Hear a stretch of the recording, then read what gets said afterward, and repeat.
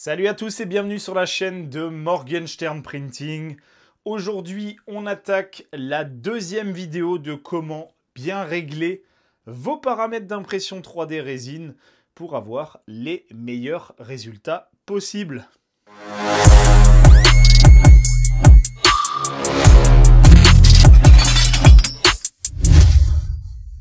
Bienvenue dans cette seconde partie. Si vous n'avez pas vu la première partie des réglages de votre résine, je vous invite à regarder la vidéo qui est juste ici, qui est tout simplement la première partie et qui est nécessaire pour comprendre comment démarrer le réglage de votre résine avec votre imprimante 3D. De la même manière, si vous n'êtes pas encore abonné à la chaîne, je vous invite à le faire dès maintenant, en cliquant sur le bouton d'abonnement et également en activant la petite cloche des notifications pour ne manquer aucune des prochaines vidéos. Si vous n'êtes également pas abonné à mes autres réseaux sociaux, Instagram, TikTok et Threads, je vous invite à le faire, je vous mettrai les liens dans la description de la vidéo. La première vidéo portait sur les temps d'exposition, tout simplement, puisque c'était la base pour savoir comment réagit une résine et quels sont les impacts quand on vient l'exposer plus ou moins à une source UV, qui est tout simplement le principe de fonctionnement d'une imprimante 3D résine. Une fois que vous avez compris ça, vous êtes capable de régler l'exposition de votre résine en fonction des autres paramètres que vous allez ajuster. Le deuxième paramètre à prendre en compte, c'est tout simplement l'épaisseur de couche, à savoir quelle épaisseur vous voulez utiliser pour imprimer vos modèles. Bien entendu, ça peut paraître une vidéo extrêmement basique, mais entre la première vidéo que j'ai faite et celle-là, ce sont vraiment les deux premiers concepts à comprendre de manière extrêmement claire pour pouvoir aborder les autres paramètres qui s'en suivent, la vitesse, les temps d'attente et par exemple l'anti-aliasing ou encore les paramètres de compensation. Donc voilà, vous ne pouvez pas toucher à ces paramètres-là tant que vous n'avez pas défini, tant que vous ne savez pas comment régler l'exposition et ensuite quelle épaisseur de couche vous allez imprimer. Donc ce sont vraiment les deux basiques pour pouvoir démarrer en impression 3D résine. Donc certes c'est basique, mais je préfère revenir aux fondamentaux. Quelqu'un qui se lancera sera très content d'avoir cette vidéo. Quelqu'un qui fait déjà de l'impression résine n'a pas forcément tout compris, donc je préfère reprendre tout à zéro. Si vous voulez imprimer vite, vous allez imprimer plus gros, tout simplement puisqu'il y aura moins de couches à imprimer. Tout simplement puisque vos impressions 3D résine sont constituées comme des millefeuilles, à savoir un empilement de couches les unes sur les autres qui vont constituer une forme. L'empilement de ces couches vont faire des formes. Tout simplement, si vous imprimez un carré sur un carré sur un carré sur un carré, vous allez obtenir un cube. Si par contre vous imprimez un petit cercle qui va grossir de plus en plus, puis ensuite rétrécir de plus en plus en montant, vous allez faire une sphère, voilà, de manière très simple. Si vous commencez avec un carré et qui devient de plus en plus petit jusqu'à la pointe, vous allez faire une pyramide, tout simplement. Et c'est comme ça que fonctionne l'impression 3D résine. Si vous voulez faire une pyramide et que vous mettez des pierres de 20 cm d'épaisseur, c'est à peu près ça. Voilà, ma femme vous dira que c'est un peu plus, mais bon, moi je vous dis que c'est ça, 20 cm. Donc, si vous voulez faire une pyramide avec des pierres de 20 cm d'épaisseur, il va vous falloir un certain nombre de hauteurs de pierres pour arriver au sommet de votre pyramide. On va dire que si vous faites une pyramide de 1 mètre, il va vous falloir 5 hauteurs de 20 cm. Si par contre, vous utilisez des pierres de 5 cm d'épaisseur, pour faire 1 mètre, il ne vous faudra pas 5 hauteurs, il vous en faudra 20. Voilà, tout simplement, vous divisez votre hauteur par l'épaisseur de la couche. Forcément, plus vous allez avoir des pierres fines pour pouvoir monter votre pyramide, plus vous allez devoir faire de couches superposées les unes sur les autres. Certes, les pans de votre pyramide seront beaucoup plus propres. Donc vous aurez une belle pyramide de Khéops. A l'inverse, si vous mettez des pierres très épaisses, vous allez avoir une pyramide qui va plus ressembler à une pyramide Inca, donc avec des grosses marches, comme ceci. Et à l'inverse, si vous mettez entre les deux, eh ben vous allez avoir des pyramides, on va dire égyptiennes de première génération, avec des petits escaliers qui montent. Mais voilà, ça va être un intermédiaire entre la pyramide Inca et les pyramides de Gizeh. Moi, je sais, j'aime bien les comparaisons. J'aime bien quand c'est imagé. Par contre, forcément, et là vous voyez venir, l'impression 3D résine fonctionne d'une certaine manière. À savoir que lorsque le plateau descend dans le bac, il va laisser l'espace qui est correspondant à l'épaisseur de couche que vous aurez paramétré. Cet espace entre le fond du bac et le plateau, donc voilà, ici, ça correspond, comme je vous le dis, à une épaisseur de couche.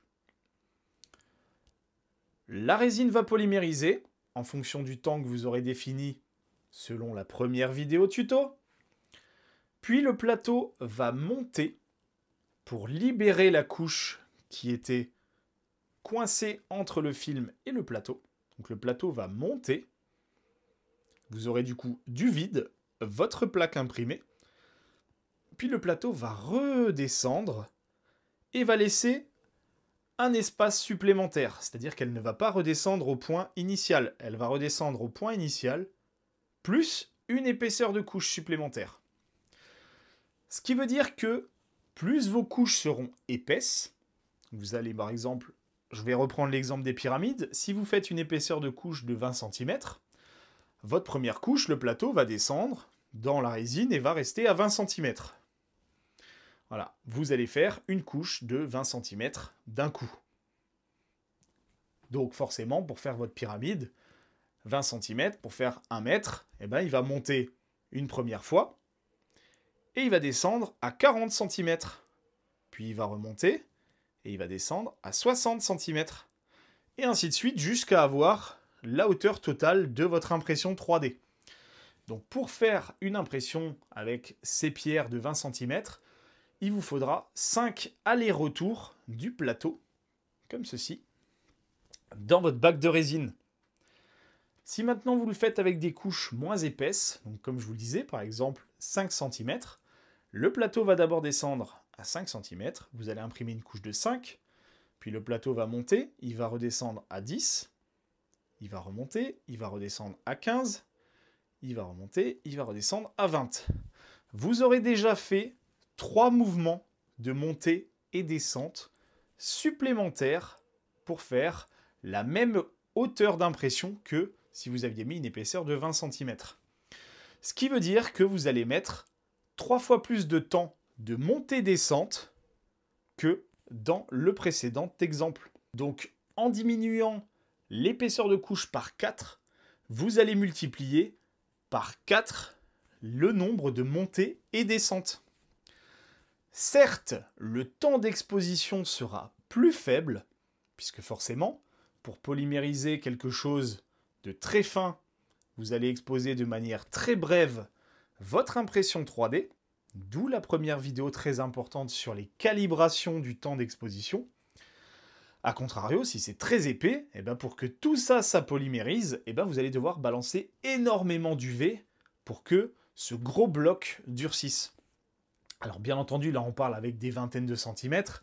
En réalité, en impression 3D résine, on va imprimer entre 10 microns et 100 microns en général. On peut monter à 200 microns. 100 microns, qui pour moi est le maximum.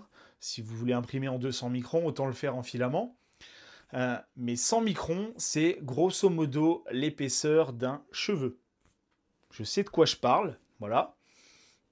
Mais sachez que c'est l'épaisseur d'un cheveu. Donc vous allez imprimer des épaisseurs de cheveux les uns sur les autres. Et c'est ce qui va vous faire un modèle imprimé. Donc là, il faut vous imaginer à chaque fois des épaisseurs de cheveux les uns sur les autres qui vous font une forme. Donc règle à retenir, plus vous voulez imprimer vite, plus vous allez augmenter la taille de couche. Par contre, vous allez devoir augmenter également le temps d'exposition. plus vous voulez imprimer proprement, plus vous voulez avoir quelque chose de propre, plus vous allez diminuer le temps, enfin l'épaisseur de couche, mais également vous allez diminuer le temps d'exposition, puisque forcément vous allez moins exposer une couche de cette épaisseur qu'une couche de cette épaisseur. C'est un petit peu le même principe que si vous faites un gâteau épais comme ça, vous n'allez pas le mettre au four la même durée qu'un gâteau épais comme ça. Voilà, c'est logique, mais pas pour tout le monde. Donc je préfère le rappeler. Par contre, la contrepartie, c'est que pour faire des épaisseurs de couche très fines, eh ben, vous allez devoir monter, descendre, monter, descendre, monter, descendre, monter, descendre, monter, descendre, monter, descendre. Donc le temps que vous allez gagner en exposition, vous allez le perdre en montée et descente de plateau. Et c'est ce temps-là qui est le plus long, en général, en impression 3D résine.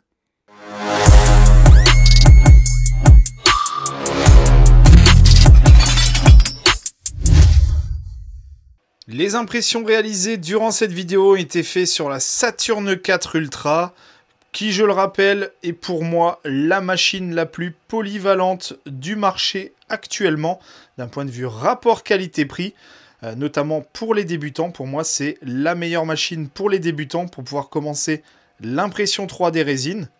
Vous avez sa grande sœur juste ici, hein, vous pouvez voir, la 16K. Bien entendu, vous avez également sa petite sœur, à savoir la Mars 5 Ultra, pour lesquelles ces vidéos tutos sont parfaitement compatibles. Bien entendu, toutes ces vidéos tutos sont parfaitement applicables à toutes les imprimantes 3D résine, hein, que ce soit de Elegoo, comme par exemple la Jupiter SE, mais également à tous les autres types d'imprimantes 3D résine, hein. Le gros avantage sur la Saturn IV Ultra ou sa petite sœur, la Mars 5 Ultra, c'est que vous n'avez pas à vous soucier des paramètres de vitesse, puisque ces machines sont équipées d'un système de tilt, et donc la vitesse n'est tout simplement pas à régler sur ces machines. Et je vous rassure, c'est toujours le cas sur la grande sœur.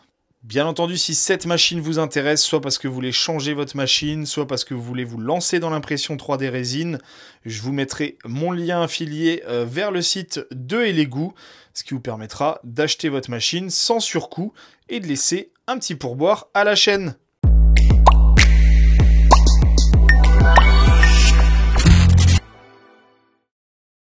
On va comparer ces 4 impressions. La première qui est une impression faite avec une épaisseur de couche de 10 microns. Alors comme vous pouvez le voir, hein, l'impression est totalement ratée. Je vous expliquerai pourquoi juste après dans la vidéo. La seconde impression, toujours de ce buste de Wolverine, a été fait avec une épaisseur de couche de 30 microns cette fois-ci. La troisième a été fait avec une épaisseur de couche standard, donc de 50 microns, toujours le même buste de Wolverine. Et enfin, le dernier a été imprimé avec une épaisseur de couche de 100 microns. L'objectif est de vous montrer la différence entre forcément ces 4 épaisseurs de couche d'impression. Bien entendu, celui-là ne servira que à vous expliquer les risques de descendre trop bas dans les épaisseurs de couche, même si les fabricants vous garantissent que la machine est capable d'imprimer à 10 microns, vous avez beaucoup plus de chances d'avoir des échecs d'impression avec ces épaisseurs-là, et je vous expliquerai pourquoi tout à l'heure dans la vidéo. On va donc forcément se focaliser sur ces 3 bustes, donc 30, 50 et 100 microns, tout simplement parce que ce sont les 3 hauteurs de couche les plus utilisées en impression 3D résine. 30 étant pour moi le parfait compromis entre qualité et temps d'impression, puisque plus vous allez descendre dans les épaisseurs de couche, donc plus vous allez avoir des épaisseurs de couche fines, plus votre temps d'impression sera long. A l'inverse, plus vos couches seront épaisses, moins le temps d'impression sera long. Pour commencer, on va se focaliser sur l'impression avec les épaisseurs de couche de 100 microns, tout simplement parce que les gens aujourd'hui n'osent pas utiliser l'impression résine avec des épaisseurs de couche de cette épaisseur. Comme vous pouvez voir, le résultat est quand même relativement propre. Je vais juste écarter les autres, hop, pour qu'on ait le champ libre. Voilà, donc, comme vous pouvez le voir, hein, l'impression est parfaitement réussie. Il n'y a aucun défaut, hein, c'est vraiment une très belle impression 3D. Et surtout, le temps d'impression pour ce modèle-là est quand même relativement court. Bien entendu, vous pourrez comparer les temps d'impression entre les différentes impressions qui ont été réalisées, à savoir 100, 50, 30 et 10 microns, histoire de vous rendre compte, ok, j'ai une qualité qui est différente, mais j'ai également un temps d'impression qui est différent. Maintenant, je vais vous montrer en détail quel est l'inconvénient d'imprimer en couche de 100 microns, et on verra après la différence avec les couches plus petites d'impression.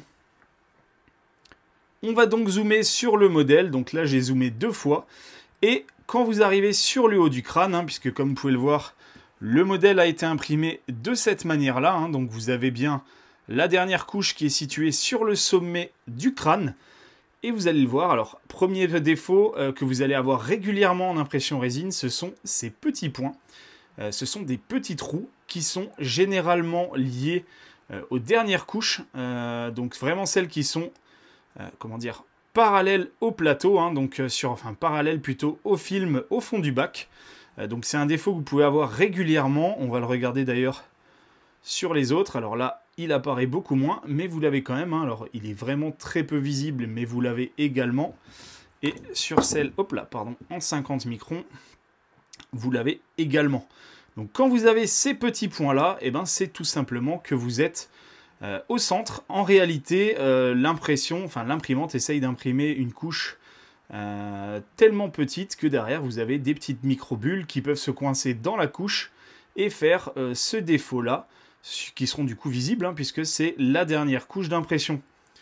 Donc là, forcément, plus la couche est épaisse, plus vous allez la voir. Vous voyez, entre les deux, là on est en 50 microns, là on est en 100 microns.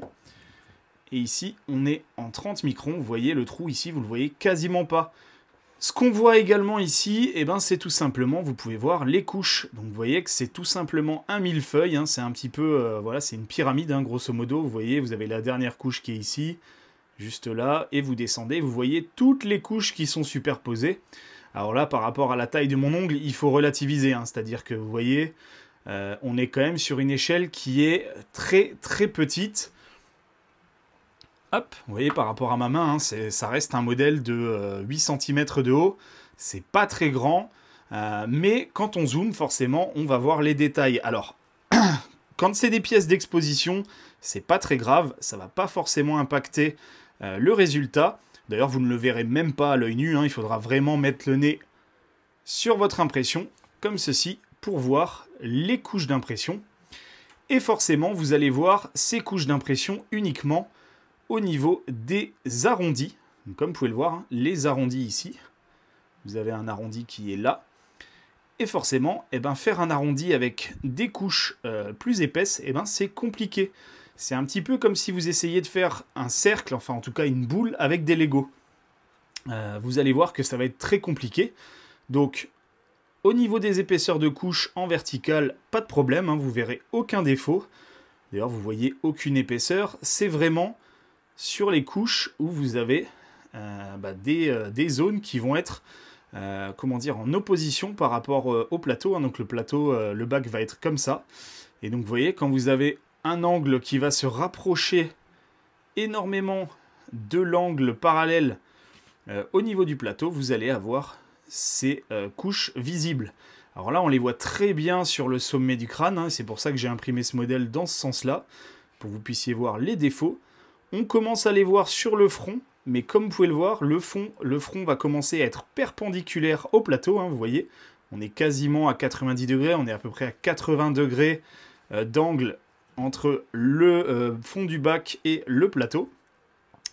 Et donc forcément, vous allez commencer à voir disparaître ces lignes. Bien entendu, vous les verrez toujours, mais c'est vraiment, vous voyez ici au niveau de la bouche, c'est toutes ces zones qui sont parallèles au bac ou au plateau, peu importe, c'est la même chose. Si on regarde de l'autre côté, ça sera strictement la même chose. Vous voyez, ici, vous avez des grosses couches. Vous pouvez voir, les couches, là, ici, ce sont les couches, tout simplement parce que le modèle était comme ceci. Donc, vous voyez, la différence pour un arrondi ici, elle est monumentale. Donc, vous allez voir des très grosses marques liées aux couches. Vous allez clairement voir les couches apparaître. Donc là, sur ce modèle-là, sur la partie, on va dire, esthétique, donc la partie visuelle, ce qui va principalement nous déranger, ça va être ici, au niveau du sommet du crâne et surtout au niveau du visage, puisque vous allez voir ici, hein, ça va être très compliqué, notamment si vous voulez faire de la peinture, d'avoir quelque chose d'extrêmement propre. Bien entendu, vous pouvez mettre un après de lissage. L'inconvénient, c'est que vous allez perdre des micro-détails, comme par exemple au niveau des textures. Alors, pas forcément ici, hein, puisqu'ici, on est vraiment dans le bon sens. Mais ici, par exemple, vous voyez, au niveau des vêtements, ici, là, on va perdre des détails. D'ailleurs, on voit quasiment pas les structures. Hein. C'est vraiment très, très brouillon quand on regarde de près. Attention à ne pas confondre les épaisseurs de couche avec les moirés. Alors, les moirés... c'est ce que vous allez voir ici. Donc, je vais vous le montrer juste là. Vous voyez ces petits bords en dents de scie. Juste là. Je ne sais pas si on les voit bien. Voilà. Vous avez des bords en dents de scie. Là, on les voit extrêmement bien. Eh bien, ce sont tout simplement les pixels. Donc, ce sont les tailles de pixels qui vont faire ce bord en dents de scie, puisque les pixels sont carrés ou rectangulaires, en l'occurrence, sur la machine que j'ai utilisée. Hein. Et donc, forcément, quand vous allez vouloir faire un cercle, les pixels vont utiliser des petits carrés pour essayer de reproduire un cercle. C'est ce que vous allez avoir sur cette bordure. Donc, c'est vraiment ces petits défauts-là en forme de dents de scie. On s'en rendait pas forcément compte ici, même si quand on regarde une deuxième fois, vous allez les voir. Mais c'est moins flagrant ici que ici, par exemple, tout simplement parce que ici, les zones sont beaucoup plus plates. Sur le dessous, vous allez vous en rendre compte très peu, tout simplement parce que les angles sont très ouverts. Donc là, voilà, vous le verrez pas forcément énormément, mais là, vous allez le voir sans problème. Donc là, autant cet effet dents de scie, vous l'aurez systématiquement, puisque c'est lié à la résolution de l'écran. Par contre, étant donné que vous avez des épaisseurs de couches qui vont varier, les dents de scie vont être superposées de manière beaucoup plus proche les unes par rapport aux autres. Ce qui fait que par exemple entre cette dent de scie, enfin cette couche ici et celle-là, et ben, potentiellement en imprimant en 30 microns, et ben, vous aurez 3 couches entre les deux. Donc entre ça et ça. Ce qui fait que ça va être linéaire. Je vais vous montrer la différence par rapport aux 50 microns, histoire que vous vous en rendiez compte. Hop, donc là vous avez strictement... Je vais vous mettre les deux zones côte à côte, histoire que vous puissiez les voir. Forcément, ça va être compliqué avec la lumière. Voilà, ben là, vous voyez déjà, on voit quasiment plus les problématiques de couches. Hein, vous voyez, sur la tunique. Hein, on ne voit quasiment plus cet effet d'escalier. On va le regarder comme ça. Voilà, vous ne le voyez quasiment plus, même si là, vous pouvez encore le voir, hein, au bout de mon pouce, ici. Puisque c'est vraiment la zone la plus haute, proche, enfin parallèle au plateau. Vous allez également le voir sur le dessus du crâne, mais de manière beaucoup moins marquée qu'en 100 microns. Vous voyez. Tac.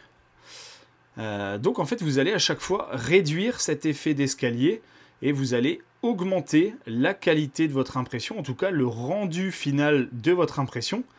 Et la netteté des détails. Si on regarde par exemple au niveau de la bouche, vous voyez ici au niveau de la lèvre, vous avez ces petits points. Ici, on peut commencer à voir qu'en fait, ce sont tout simplement des détails, des gerçures, enfin en tout cas les marques qui délimitent les lèvres.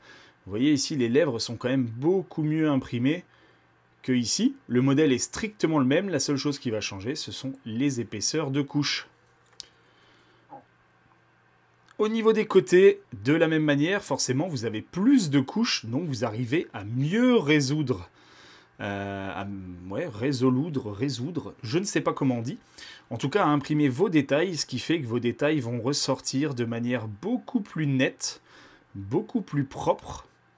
Quand vous allez descendre en épaisseur de couche, hein, vous le voyez d'ailleurs, entre cette texture ici sur le masque et ici, c'est quand même beaucoup plus propre à droite que à gauche.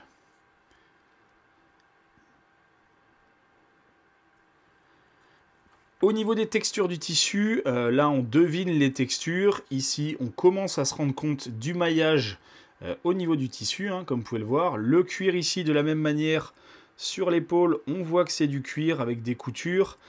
Ici, on devine que c'est du cuir, puisque vous voyez, les marques de couches vont un petit peu perturber la visibilité du modèle. Donc forcément, vous aurez toujours un intérêt en termes de qualité à baisser votre épaisseur de couche. Ici, 100 microns, donc avec une vitesse d'impression beaucoup plus rapide qu'en 50 microns.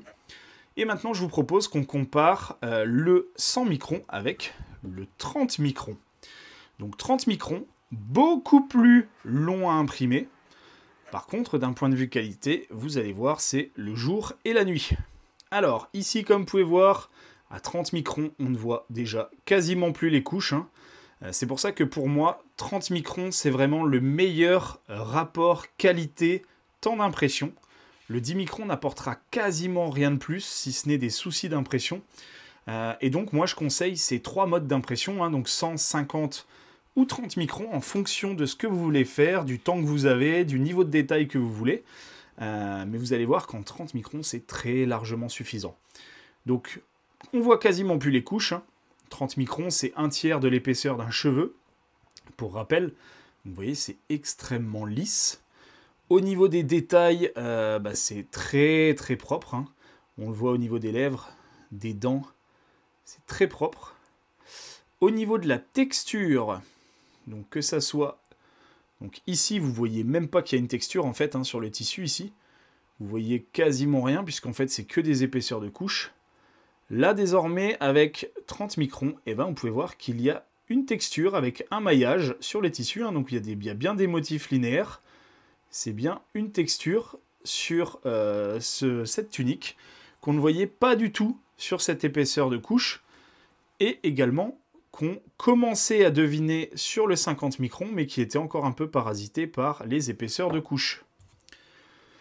Au niveau du cuir, là, il n'y a plus de questions à se poser. On voit très bien que c'est une texture de cuir. On voit très bien les coutures. Ici, on voyait les coutures, mais pas forcément le cuir. Et au niveau du masque, voilà, si vous avez un doute, honnêtement, celui qui me dit que là, c'est moins beau que là, je pense qu'il mériterait une bonne claque dans la gueule. Donc voilà, forcément un temps d'impression qui est beaucoup plus long sur ce modèle imprimé, je le rappelle, en 30 microns que celui-ci imprimé en 100 microns. Je vais vous montrer également le dessous. Alors il n'est pas très propre, mais ça on s'en fout, c'est un buste. L'objectif c'était d'imprimer vite. Vous voyez avant, on voyait ces fameuses stries qui étaient donc les couches visibles. Ici, on ne les voit plus. Voilà, c'est extrêmement propre. Alors mon modèle n'est pas forcément super bien nettoyé. Vous voyez, quand je passe, j'ai encore des petites traces blanches. Mais vous ne voyez plus les couches. Donc pour moi, 30 microns, c'est très largement suffisant pour sortir des modèles très très propres en impression 3D résine. En 50 microns, vous voyez, là, vous voyez encore les couches. C'est quand même flagrant par rapport à avant. Donc vous avez en 50 microns 2 fois plus de couches, vous pouvez le voir, vous pourriez limite les compter. Enfin, vous pouvez les compter d'ailleurs, il y en a 2 fois plus, pardon. Ici 2 fois moins. Et donc forcément, dès qu'on va commencer à faire du 30 microns, là, on ne les voit plus, puisqu'elles sont tellement fines qu'en fait cet effet d'escalier disparaît totalement. Bon, j'espère que du coup vous aurez compris la différence entre 100 microns, 50 microns et 30 microns en termes d'épaisseur de couche. Si vous voulez imprimer très vite pour avoir un premier rendu sur un modèle qui n'a pas forcément besoin d'extrêmement de détails, parce que c'est une base, parce que vous allez vous allez de toute façon devoir poncer des parties, enfin bref, voilà, vous n'avez pas forcément besoin d'avoir une finition ultra détaillée. Si vous faites par exemple de la figurine manga ou ce genre de choses, si vous faites des prototypes de pièces techniques, vous n'avez pas besoin d'avoir extrêmement de détails comme ici, en tout cas une propreté des détails.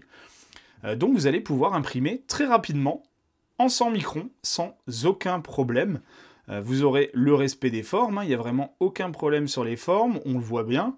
Il va falloir zoomer extrêmement près du modèle pour se rendre compte de la différence. Par contre, le gain de temps est monumental. Si à contrario, vous avez besoin d'imprimer un modèle et qu'il soit extrêmement propre, extrêmement bien résolu, notamment parce que vous allez faire de la peinture et que vous voulez comment dire, un lissage des surfaces au niveau de la peinture pour ne surtout pas voir des micro-défauts d'impression 3D, il va falloir descendre en 30 microns. Pour moi, c'est largement suffisant. Descendre en dessous de 30 microns n'apportera rien. De toute façon, vous l'avez vu dans la vidéo, hein, c'est extrêmement lisse déjà. Donc, à part rallonger le temps d'impression en descendant à 20 ou à 25 ou peu importe, à 10 microns, vous allez non seulement rallonger énormément le temps d'impression, mais en plus, vous allez énormément augmenter le risque d'avoir des défauts d'impression 3D, que ça soit de la délamination de couches, des défauts d'impression, puisque les couches, comment dire, la calibration de votre résine va être beaucoup plus dure au niveau du temps d'exposition, puisque c'est beaucoup plus sensible d'imprimer une couche épaisse comme ça que d'imprimer une couche épaisse comme ça, puisque là, si vous mettez un pouillème de trop, ça ne va pas changer la face du monde. Par contre, sur l'autre, si vous imprimez ça et que vous mettez un pouillème de trop, eh ben, ça va être du béton et vos supports vont être très durs à retirer, ou alors ça va être un pouillème pas assez et ça va être trop mou et vos supports ne tiendront pas. C'est d'ailleurs pour ça que ce résultat-là, c'est ce que vous risquez d'obtenir très souvent quand vous allez vouloir descendre trop bas en résolution. Bien entendu, j'aurais pu imprimer ce modèle en 10 microns. J'avais pas le temps, tout simplement parce que je partais 3 semaines en vacances. Donc je vous ai quand même gardé cette impression pour vous montrer et vous expliquer pourquoi est-ce que c'est pas forcément la meilleure option de descendre en 10 microns. Même si vous allez avoir des avantages. On va le voir ici, par exemple, sur cette zone qui est parfaitement imprimée. On verra la différence avec du 30 microns. Mais pour moi, ça n'a strictement aucun intérêt d'imprimer en 10 microns. 30 microns est largement suffisant. Le meilleur compromis, et que quasiment tout le monde utilise, c'est tout simplement 50 microns. C'est la hauteur de couche standard utilisée par 99% des imprimeurs résine, puisque le temps d'impression et la qualité finale sont un très bon rapport. Ils ont un très bon rapport, c'est-à-dire que c'est pas trop long, la qualité est quand même relativement propre, On n'est pas non plus sur le même niveau de finition que le 30 microns, mais on est quand même meilleur que le 100 microns. Donc, la plupart des gens vont descendre à 50 microns.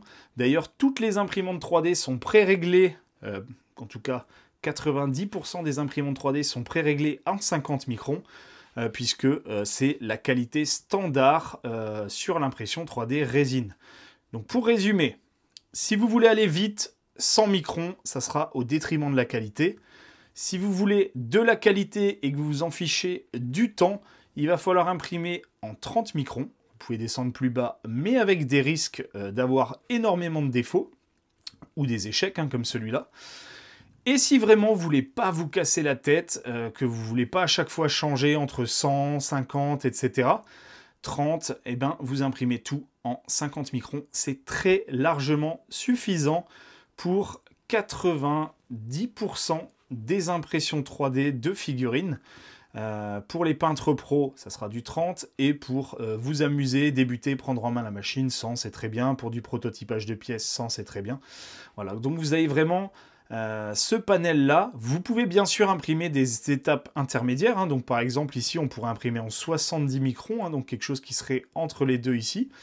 Vous pourriez très bien imprimer en 40 microns, donc quelque chose qui se situerait entre ces deux-là, d'un point de vue qualité, mais également en temps. Donc, plus vous allez vers des couches faibles, plus le temps d'impression sera long, mais la qualité sera bonne. Plus vous allez augmenter les tailles de couches, moins le temps d'impression sera long, mais moins les détails seront visibles.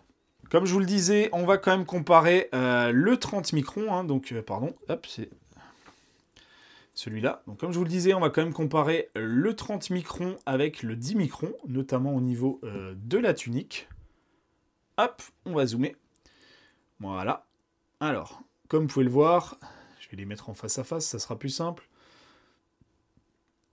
Voilà, vous voyez, il n'y a quasiment aucune différence, tout simplement parce que la différence de qualité sur ces épaisseurs de couches sera tellement faible, tellement petite, que l'œil humain n'est de toute façon pas fait pour les voir.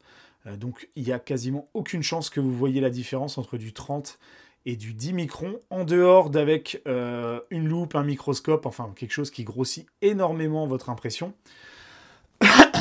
Comme je vous le disais, en 10 microns, vous voyez, quand vos couches ne fusionnent pas correctement, ce que vous allez avoir, c'est que tout simplement, vos couches vont bouger l'une par rapport à l'autre. Alors, vous voyez, c'est bien fixé sur les supports, hein, c'est pas un problème de support. Alors si, en l'occurrence, ça bouge un peu comme ça, puisque, vous voyez, votre impression avec les couches, ça va se décaler. Et plus c'est fin, et ben, plus ça a un risque de se bouger comme ça, et donc vous aurez ces petits défauts ici. C'est dommage parce que l'impression avait vraiment bien démarré, les supports s'étaient très bien imprimés.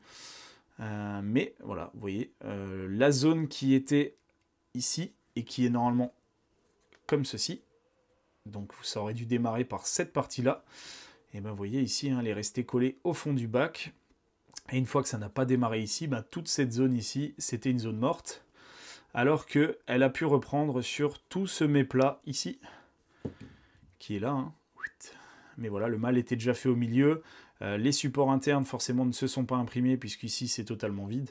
Donc, forcément, la suite a été que l'impression a été un échec. Sur l'autre côté, vous voyez, ça s'est parfaitement imprimé, parce que c'est fusionné. Non, c'est pas fusionné, mais c'est beaucoup mieux supporté de ce côté-là. Et honnêtement, vous verrez aucune différence. Donc, 10 microns, pour moi, aucun intérêt. Si vous voulez de la très bonne qualité, vous imprimez en 30 microns.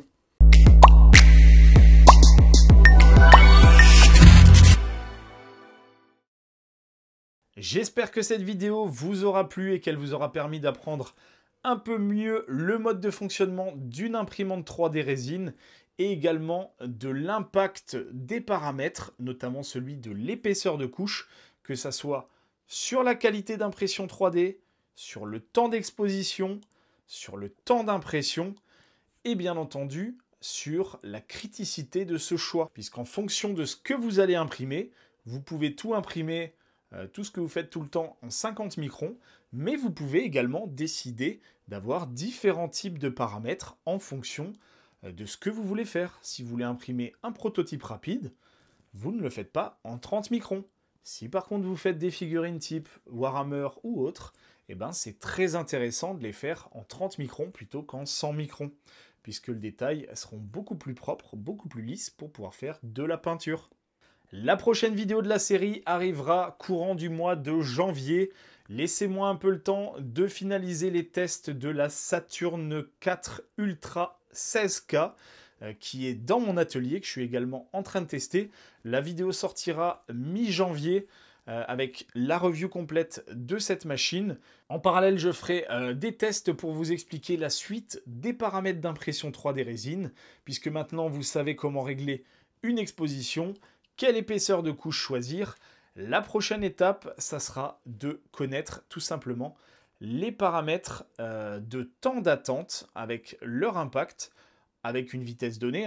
Pour l'instant, je n'aborderai pas les paramètres de vitesse pour une raison très simple, c'est que je vous fais ces vidéos tutos sur la Saturn 4 Ultra et que sur cette machine, il n'y a pas de réglage de vitesse puisque c'est une machine avec un tilt.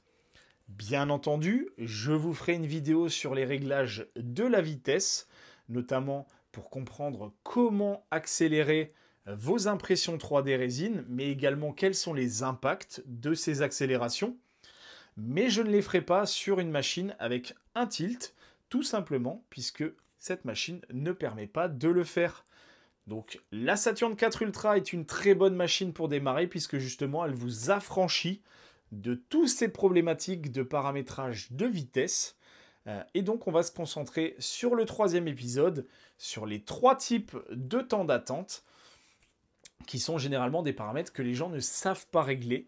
Ils mettent en général des valeurs au hasard sans comprendre réellement le réel impact, dans quel cas les utiliser, dans quel cas ne pas les utiliser.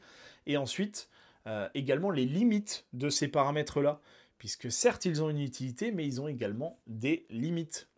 Si bien entendu tu veux voir la suite de cette série, n'hésite pas à t'abonner, comme je le disais au début de la vidéo, et également à activer la petite cloche des notifications pour ne pas louper les alertes lorsque ces vidéos sortiront. De la même manière, si vous voulez me soutenir et si vous voulez soutenir la chaîne, sachez qu'à chaque fois que je vous fais des vidéos, je vous mets mes liens affiliés dans la description. Ça vous permet d'acheter les produits qui vous intéressent et au passage de nous laisser un petit pourboire lors de l'achat de votre machine ou de votre matériel sans que vous ne dépensiez rien du tout de plus. Donc si vous voulez faire un petit coup de pouce à la chaîne, eh bien, sachez que c'est comme ça qu'il faut le faire. Si vous avez des questions sur cette vidéo et sur le contenu de cette vidéo, n'hésitez pas à les mettre en commentaire. S'il y a besoin de faire plus d'explications dans une autre vidéo, je le ferai très volontiers. Si par contre c'est une réponse très simple, je vous le ferai dans la section commentaires. Si vous avez des questions, n'hésitez pas à regarder la section commentaires, puisque peut-être que votre question et la réponse y sont présents. Sachez également que sur le mois de janvier, je vous ferai une vidéo dédiée aux films d'impression 3D résine. Donc les films qui sont au fond des bacs de résine, il y a différents types. Généralement, vous ne connaissez pas les différences entre les différents types de films, ni dans quel cas utiliser un film, dans quel cas ne pas l'utiliser, quels sont les avantages et les inconvénients de chaque film. Voilà, donc je vous expliquerai ça dans une vidéo dédiée. En tout cas, j'espère que cette vidéo vous aura plu, j'espère qu'elle vous permettra d'aborder encore mieux l'impression 3D résine et de comprendre un peu plus le fonctionnement de votre machine. Et n'hésitez pas également à me dire en commentaire ce que vous avez pensé de cette vidéo. Je vous remercie tous de votre fidélité et d'avoir regardé cette vidéo jusqu'au bout, si vous êtes arrivés jusqu'à là. Moi, je vous fais des gros bisous et à plus!